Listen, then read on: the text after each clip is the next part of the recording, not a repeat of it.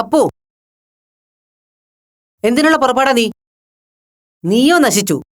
മറ്റുള്ളവരെങ്കിലും വെറുതെ വിട്ടൂടെ? മാളുവുമായിട്ട് ഒരു ഫ്രണ്ട്ഷിപ്പിന് പോകില്ലെന്നല്ലേ നീ പറഞ്ഞത്? എന്നിട്ടിപ്പോ എന്തായി? ഇതൊക്കെ ഇങ്ങനെ അവസാനിക്കുള്ളൂന്ന് എനിക്കും വീപ്പിക്കും അപ്പോഴേ അറിയായിരുന്നു. അതുകൊണ്ടാ കോളേജിൽ പോണ്ടാന്ന് തീർത്ത് പറഞ്ഞത്. അതൊന്നും കേൾക്കാതെ ഇറങ്ങി പുറപ്പെട്ടിട്ട് ഇപ്പൊ തൃപ്തിയായില്ലേ നിനക്ക്? ഞാൻ എന്ത് ചെയ്തു അമ്മ ഈ പറയുന്നേ? എന്തുകൊണ്ടാ മാളു എന്റെ ഒപ്പം നിന്നേന്ന് അവള് തന്നെ വ്യക്തമായിട്ട് പറഞ്ഞതല്ലേ. എന്റെ മനസ്സെന്താണെന്നും ഞാൻ അനുഭവിക്കുന്ന വേദന എന്താണെന്നും മാളുവിന് മാത്രമേ അറിയൂ. അത് നന്നായിട്ട് അറിയാവുന്നതുകൊണ്ടാ എല്ലാ എതിർപ്പുകളും വിലക്കുകളും മറന്നുകൊണ്ട് അവൾ എന്നെ ഇങ്ങനെ ചേർത്ത് പിടിക്കുന്ന. ഞങ്ങളെ അമ്മയെങ്കിലും ഒന്ന് മനസ്സിലാക്ക്. നോ, നീ എങ്ങനെയൊക്കെ ന്യായീകരിക്കാൻ ശ്രമിച്ചാലും നീയും മാളുവുമായിട്ടുള്ള ഫ്രണ്ട്ഷിപ്പ് മുരളിക്കോ അശ്വതിക്കോ അക്സെപ്റ്റ് ചെയ്യാൻ പറ്റില്ല. അവർക്കത് അംഗീകരിക്കാൻ പറ്റാത്തിടത്തോളം കാലം ഞങ്ങൾക്കും അത് കഴിയില്ല. ശരിയാ, ഞങ്ങളായി തുടങ്ങി വെച്ച സൗഹൃദവും സ്നേഹബന്ധവും ഒക്കെ ഞങ്ങളുടെ മക്കളിലൂടെ തുടരണമെന്ന് ആഗ്രഹിച്ചൊരു കാലം ഉണ്ടായിരുന്നു. പക്ഷെ ഇപ്പൊ അങ്ങനെ ഒരു ആഗ്രഹം രണ്ട് വീട്ടുകാർക്കും ഇല്ല. അതിന്റെ കാരണം എന്താണെന്ന് നിനക്ക് മാളുവിന് നന്നായിട്ട് അറിയാലോ. നിങ്ങൾ രണ്ടുപേരും ഒരുമിച്ച് കണ്ടപ്പോ അറിയാതെങ്കിലും ഒന്ന് സന്തോഷിച്ചു പോയി. പക്ഷെ അതിന് പോലും അവകാശമില്ലെന്ന് അടുത്ത നിമിഷം ബോധ്യമാവുകയും ചെയ്തു. നാണം കെട്ട് മതിയായ പൂ, ഇനിയെങ്കിലും ഒന്ന് അവസാനിപ്പിക്ക്. നീ നിന്റെ ഇഷ്ടത്തിന് ജീവിച്ചോ, പക്ഷെ ബാക്കിയുള്ളവർ അങ്ങനെ വേണമെന്ന് നീ എന്തിനാ വാശി പിടിക്കുന്നേ?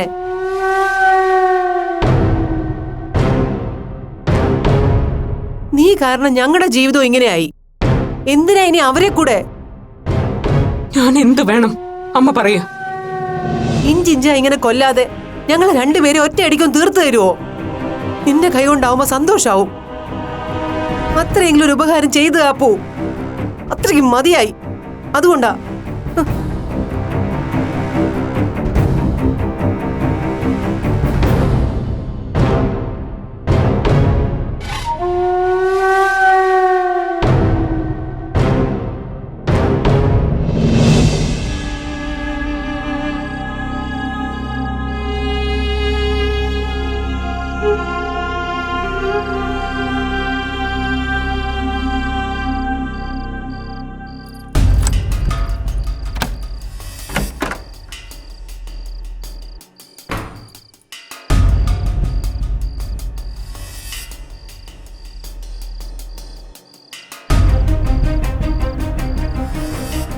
മോളെ,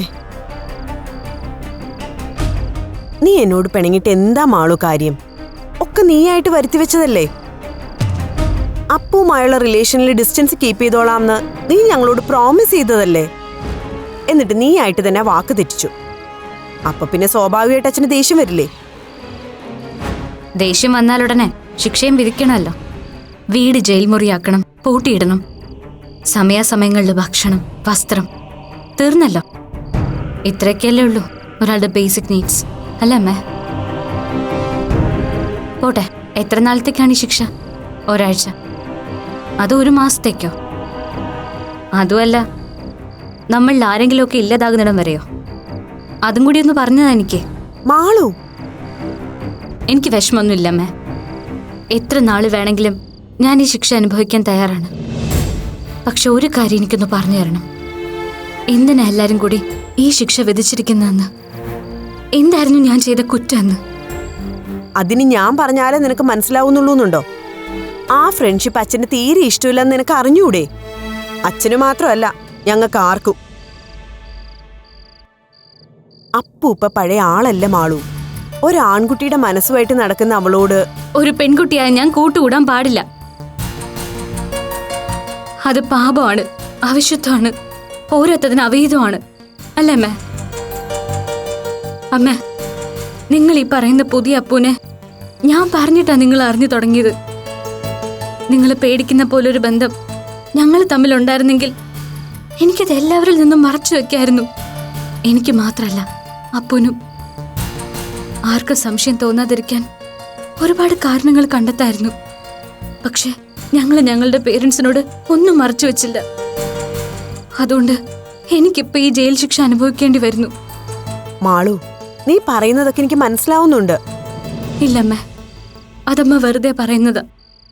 എന്നെ മനസ്സിലാവുമെങ്കിൽ അമ്മയ്ക്ക് വളരെ ഈസിയായി അപ്പുവിനെ മനസ്സിലാക്കാവുന്നതേ ഉള്ളൂ. നിങ്ങളെ വിചാരിക്കും പോലെ ഒരു സുപ്രഭാതത്തിൽ ഉണർന്നെഴുന്നേറ്റപ്പോ തോന്നിയ തീരുമാനമായിരുന്നില്ല അപ്പുവിന്റെ. അവളോടൊപ്പം വളർന്ന് ഒരു മനസ്സായിരുന്നു അത്. അവളുടെ മനസ്സ് അങ്ങനെയായി പോയതിന് അവൾ എന്ത് പഴിച്ചു? അങ്ങനെ മനസ്സുള്ളവർക്കും ജീവിക്കണ്ടേ ഈ ഭൂമിയില്? സ്നേഹിക്കണ്ടേ, പഠിക്കണ്ടേ, ജോലി നേടണ്ടേ? അതിനൊന്നും അവകാശമില്ലെന്ന് നമുക്ക് എങ്ങനെ പറയാൻ പറ്റും? നോക്കുമാളു, നീ ഈ പറയുന്നതൊക്കെ വലിയ വലിയ കാര്യങ്ങളാ. അതൊക്കെ അതിൻ്റെതായ സ്പിരിറ്റിൽ എടുക്കാനും ഞങ്ങൾക്ക് കഴിയും. പക്ഷെ എല്ലാത്തിലും ഒക്കെ ഞങ്ങൾക്ക് നിന്റെ ഭാവിയാ വലുത്. അതിങ്ങനെ ഒരു കൂട്ടുകെട്ടിൽപ്പെട്ട് ഇല്ലാതാവാൻ പാടില്ല. കൂട്ടുകെട്ടെന്ന് വെച്ചാൽ അമ്മ എന്താ ഉദ്ദേശിക്കുന്നെന്ന് എനിക്ക് മനസ്സിലായി. അപ്പു ഇങ്ങനെ ഒരാളായി പോയതുകൊണ്ട് ഞങ്ങൾക്കിടയിൽ ആ ഒരു റിലേഷന് മാത്രമേ സ്പേസ് ഉള്ളൂ എന്ന് നിങ്ങൾ എല്ലാരും കൂടി അങ്ങ് കൽപ്പിച്ചു കൂട്ടുക. അമ്മ വിശ്വസിക്കണമെന്നില്ല, എന്നാലും പറയാം, ഞങ്ങളുടെ സൗഹൃദത്തിൽ മനസ്സിന്റെ ഒരു കോണിൽ പോലും ഞങ്ങൾ മറ്റൊന്നും ആഗ്രഹിച്ചിട്ടില്ല. പക്ഷെ അവൾക്ക് നൊന്താൽ എനിക്ക് നോവും അമ്മ. അവൾ അനുഭവിക്കേണ്ടി വരുന്ന ഒറ്റപ്പെടലോ അപമാനമോ ഒക്കെ എന്റേത് കൂടിയാ. ജനിച്ച നാൾ മുതൽ കൂട്ടുകാരി ആയവൾക്ക് വേണ്ടി ഞാൻ അത്രയെങ്കിലും ചെയ്യണ്ടേ അമ്മ?